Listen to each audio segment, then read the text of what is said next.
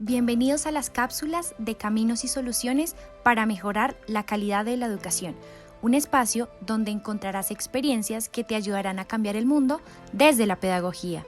El día de hoy nos encontramos con Jesús López Romero, director ejecutivo de Corpo Educación. Jesús, ¿cómo estás? Muy bien, muchas gracias, Tatiana. Para empezar, cuéntanos, ¿qué es Corpo Educación?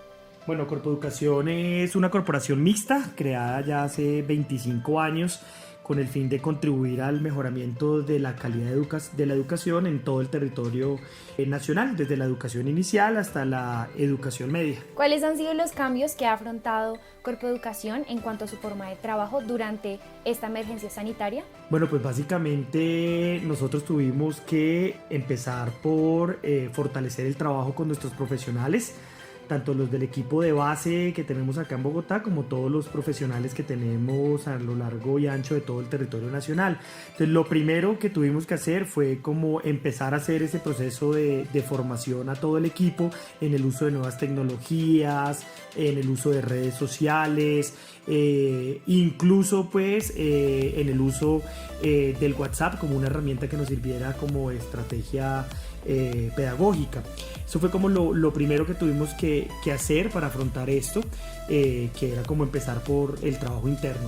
Luego de eso, empezar a explorar y conocer con todo el staff técnico de Corpo Educación, como conocer qué experiencias se habían desarrollado o se estaban llevando a cabo a nivel tanto pues del país como a nivel internacional, con el fin de mirar cómo podíamos adaptar esas prácticas a los nuevos contextos y a la situación que se estaba presentando pues por la emergencia sanitaria, por el tema de la pandemia.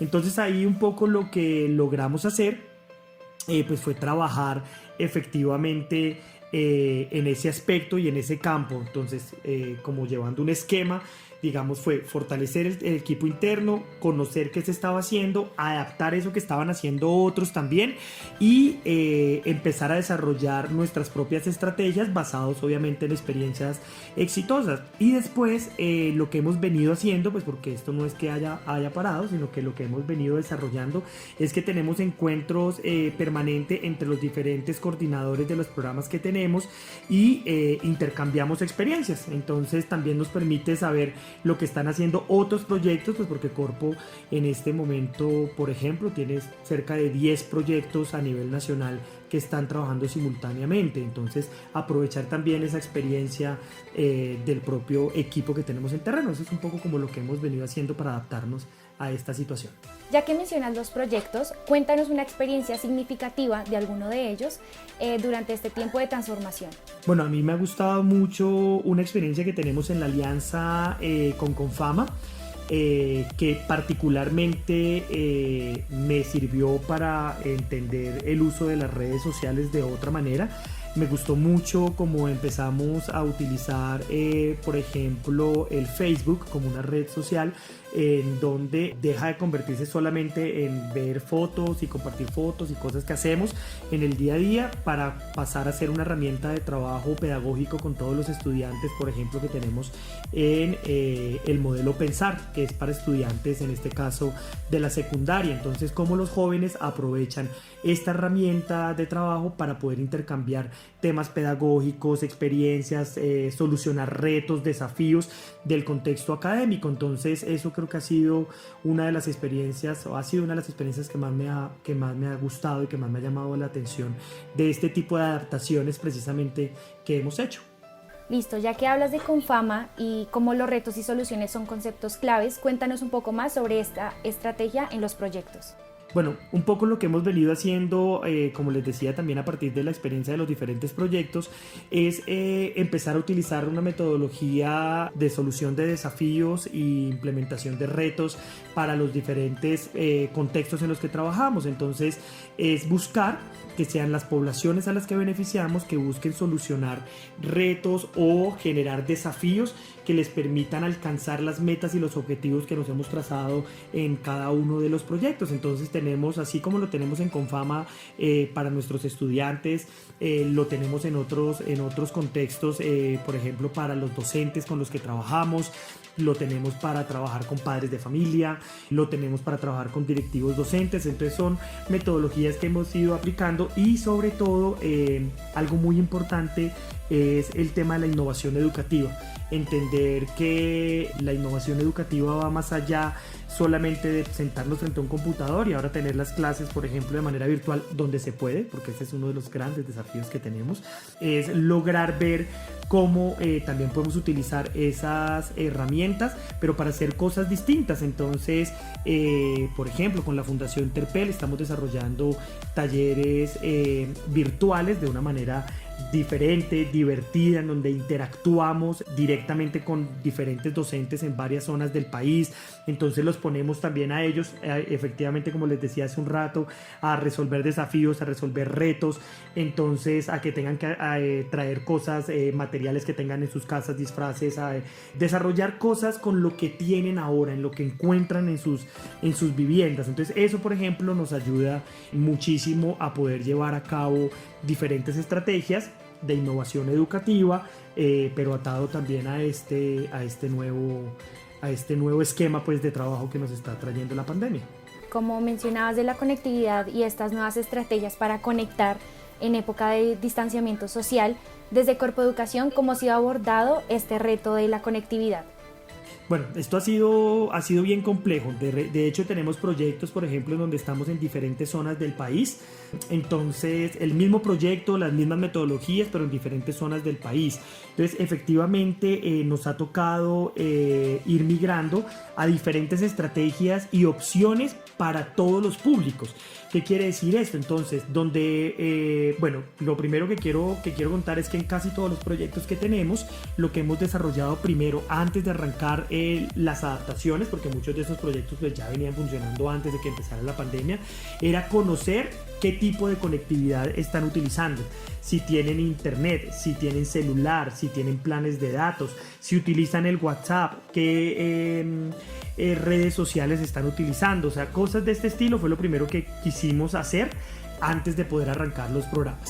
Y con base en eso, lo que encontramos es que efectivamente hemos podido llegar a diferentes territorios con los contenidos que necesitamos llevar, pero a través de diferentes herramientas. Entonces trabajamos efectivamente el WhatsApp, trabajamos infografías, trabajamos podcasts, trabajamos temas con emisoras comunitarias, emisoras estudiantiles.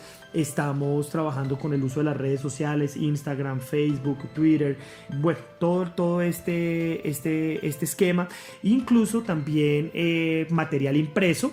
Estamos haciendo llegar a las instituciones educativas y sabemos, por ejemplo, que en las instituciones educativas muchos de los docentes o los directivos docentes se reúnen 1 o 2 veces al mes, por ejemplo, con los estudiantes, con los padres de familia. Entonces pueden ir a recoger los materiales y trabajarlos desde casa. Entonces es ir adaptando todas estas herramientas para que sirvan a los propósitos que tenemos. Entonces no es una estrategia, sino es la suma de muchas estrategias y el uso de muchas herramientas lo que permiten que podamos cumplir con los objetivos. Y de hecho pues así lo hemos venido haciendo, sin decir que obviamente haya sido fácil, porque cualquiera que escucha dirá que esto suena muy fácil, pero efectivamente no ha sido fácil. O sea, es el trabajo de los docentes, es saber que los docentes están complicados ahorita, por ejemplo, porque tras de que tienen que trabajar con los estudiantes, muchos de ellos tienen hijos, entonces si sus hijos están en otros colegios,